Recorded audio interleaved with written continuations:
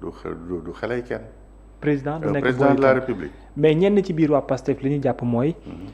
ñaar ñi ma jot a tudd dañuy maguy pour épauler le président pour mu dal ci kaw Pastef wala Ousmane Sonko est-ce que yow même lecture boobu noonu moom nga partage. non man awma lecture boobu mais am naa benn lecture boo xam ne. mooy ils sont en train quand même de renforcer le président ils veulent pas le laisser affaiblir parce que ils se disent peut-être que président suñu ko dooleelul lu ñëw mën na dal ci kawam.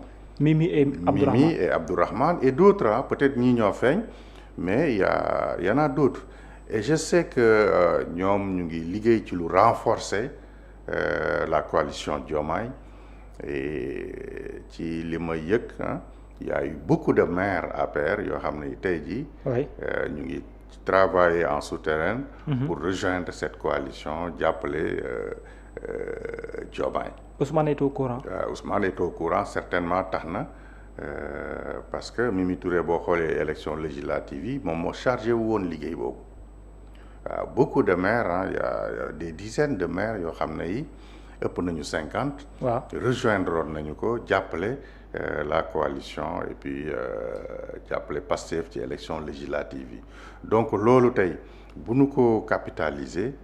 téye ko def ko comme base.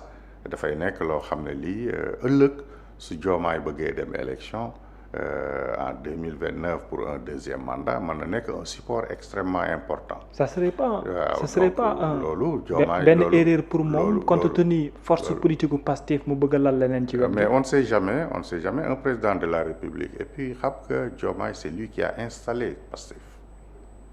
Diomaye c'est lui qui a installé Pastef. mais la force de Pastef c'est sans doute Ousmane Sonko. très bien foofu nag la affaire bi nekk xam nga kii mooy caution bi de Sonko c'est la caution c'est la personne morale c'est la personne bi nga xam ne bii comme tu dis moom moo incarné mais kële c'est lui qui a fait le travail c'est lui qui connaît les militants waaw Ousmane wax na leen ko ba ñu dajee King Fahd mu ne leen man damay dajeeg nit mu ne ma man maa nekk telle place man maay coordonnateur nii xam ma ñëpp c'est Diomaye qui les connaît mais Diomaye aujourd'hui président de la République fort de cette posture dafay nekk lu kii te ñoom ñaar bu ñu xeexee waxoon naa la ko fii xam man dama leen jàppe comme ay siamois waaw xam nga maanaam comme benn nit boo xam ne bii ñaari kii la ak benn corps léegi pour yow xel yi benn la mais jëmm yi duñu benn xam nga jëmm ji mooy benn mais xel yi nekk def nii du benn léegi tey boo bëggee sauver kii bi xam nga da ngay kenn day dee li ñu bëgg ñoom suñ ko defee kenn day maanaam politiquement moom kenn day éliminé wu te xam nga en général mën nga def opération bi ba pare sauver kenn ki quelque temps après ñu ne dee na nañ def attention. je comprends. waaw il faut que ñoom ñu def attention bu baax a baax bu ñu pousser Ousmane Sonko à vouloir coûte que coûte dégager Diomaye te dafay am nu muy demee. mooy dañuy toucher orgueil parce que nit ku ne nit nga te Ousmane Sonko connaît mieux que moi.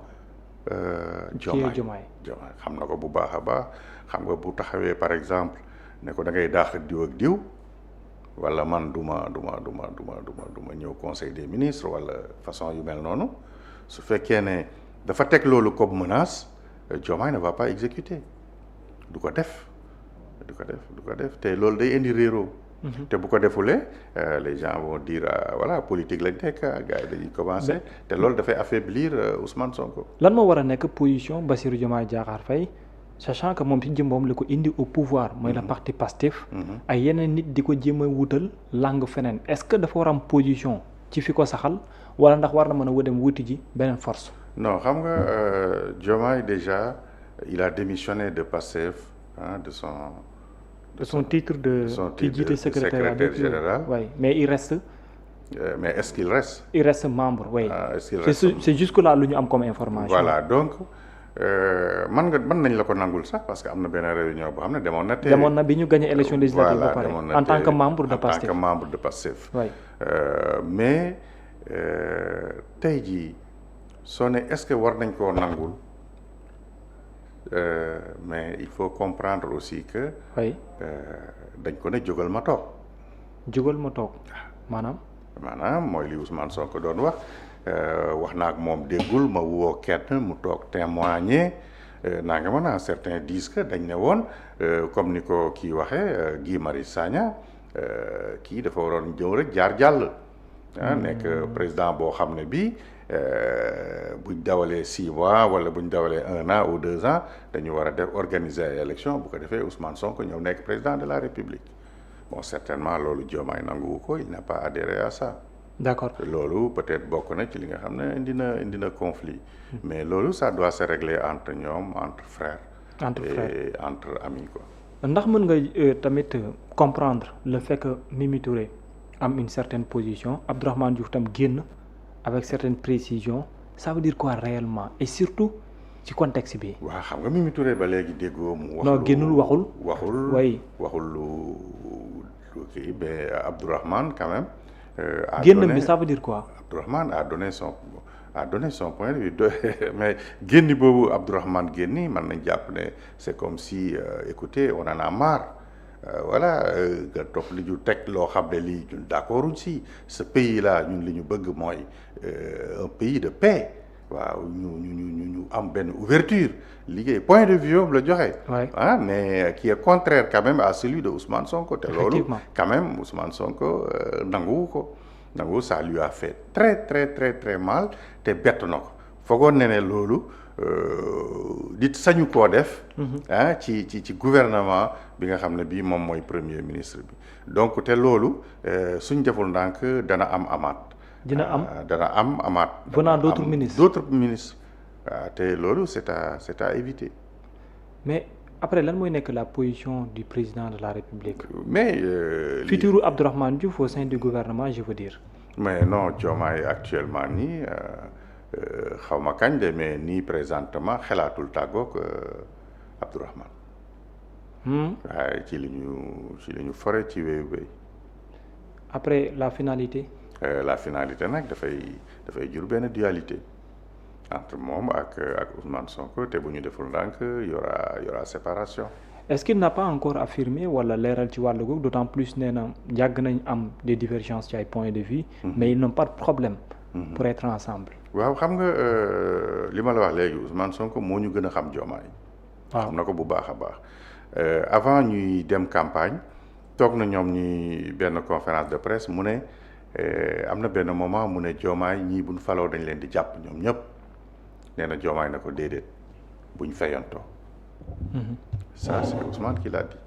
donc position wu Diomaye tey waxoon na ko démb ñàkk fayantoo bi donc c'était une position boo xam ne bii avant ñuy jël nguur gi sax xam na ko ci Diomaye parce qu'il nous l'a dit. wax na ko en conférence de presse ñëpp toog mu expliquer loolu donc jàpp naa ne lu ñu war a te nee na dañuy am ay divergence. waaw dañ koy am ñu kii et puis ay nit suñuy ànd sax dañuy am divergence. waaw dañuy am divergence. dañuy am ay points de vue yoo xam ne yi day wute. waaw et loolu moo leen di compléter. ñoom ñaar waaw loolu moo leen di. mais Mimi Touré bi nga xam parce que yow. bokk nga ci ñi nga xam ne gën nga koo jege ndax am nga yaakaar mu xëy démissionné. non nekkul ci xelam. da ngeen cee jot a waxtaan. nekkul ci xelam moom li ne ci xelam mooy. jàppale le président Diomaye suy am dara suy bàyyi xanaa Diomaye moo ko naan vraiment kii mais moom amul boobu préoccupation c'est-à-dire moom personnellement. oui xalaatul benn yoon parce que Ousmane Sonko wax na rek dafay démissionner. mais est-ce que du nekk mal à l'aise d'autant plus nga doon nekk. mais dès le début c'est comme ça peut-être day doog a fës. Ah bon? Ah oui, mais dès le début, Ousmane Sonko n'est jamais d'accord avec Mimi Touré. Mimi Touré devait entrer dans le gouvernement. Ousmane Sonko a dit non. Donc, loolu yàgg na. yàgg na donc du lu bees. du lu bees Ousmane Sonko peut-être que voilà mais moom musul ànd ak Mimi. non mosul ànd. mais ëllëgu Abdourahmane noo ko gisee ci langum politique gi ak tamit ci biir gouvernement gi. bon lenn mooy mën a am tey jii su fekkoon ne Diomaye topp na Ousmane Sonko ci décision am ñu génni ko dana nekk opposant bu bees de. waaw dina nekk opposant bu bees bu kii de bu am doole. waaw te bon man na wax il communique très bien. waay te xam na politique yar nañ ko ci langue politique xam nga doomu Idrissa Seck la. waaw ñoo nekkoon de donc dafay dekk loo xam ne du baax ci Pastef parce que politique del dajale rek. mais bu commencé am. addition pas soustraction voilà bu ñu commencé am ñii di génni ñii di dem dafay doy waar d'autant plus que gis nga mu ngi commencé tontu. voilà gars yi aussi ñu ngi commencé di xool li Ousmane Sonko wax dëgg la wala du dëgg voilà les gens moom ci ko jege. waaw wax ne mosul signé benn marché. donc dafay nekk loo xam ne. mën na yàq communication bu président Ousmane Sonko xam nga annoncé dara après on prouve le contraire. dañ naan peut-être kii da nga ko haine wala da nga ko yu mel noonu. mais Abdourahmane ñu bari ne ku ñu jiiñ dañ laa maanaam ku ñeme dañ laa déy. loolu nag baatu wolof la. baatu wolof la effectivement. mais xam naa ne am nga ci dégg-dégg. waaw mais xam nga c'est une coïncidence troublante. parce que dafa ànd ak président de la République yu def 4 jours. waaw dem Rwanda après dem Kenya bi mu ñëwee rek la kii effectivement les gens peuvent se dire que lii moom umpul Diomaye quoi parce que quand même un ministre de la République. su yenn communication yi bi koy def il faut mu am autorisation wala il faut mu waxtaan seeg son premier ministre wala son président te suñ xoolee contexte bi dañ naan peut-être le président ne doit ne pas être au courant de ce que fait Abdourahmane sinon bu fekkoon ne yëgu ko wala àndu ci su ko defee ba pare dana am sanction bu dal ci kawam wala benn avertissement wala façon yu mel noonu. d'accord mais wax na ba ni pour ce qui est de la coalition Diomaye dafa am beneen tëggin bu yees d'après les informations yi nga xam ne am nañ ko il y a déjà beaucoup de partis yoo xam ne pare nañ sax pour fusionner wu ci biir Pastef. ndax loolee tamit ça veut dire que Ousmane Sonko a compris li ñuy woowee ne politique addition la wala ndax dafa am beneen calendrier bu yees bu mu am boo xam ne gees comprendre gul la. waaw non xam nga coalition Diomaye président